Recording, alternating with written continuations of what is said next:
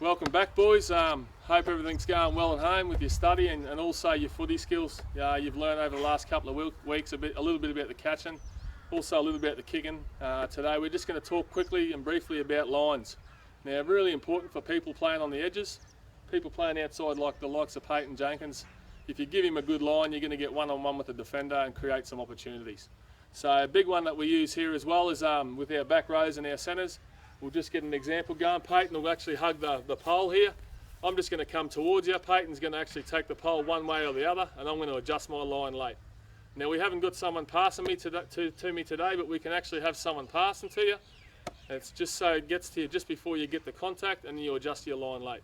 So just as an example, you can go back, and there's your partner there, Janko. And I'm just going to run through now like this, and Janko's going to adjust, and I'm going to adjust my line just late.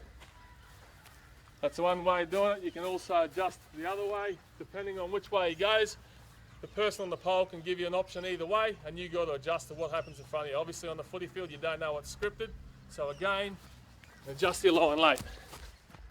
Simple little drill there for you guys to incorporate into your sessions at home. Late lines, creating opportunities, getting that inside shoulders, weak shoulders. If you adjust out on the outside, you can beat your man also and score some tries and set up some opportunities. Good luck with it, boys, and we'll see you soon.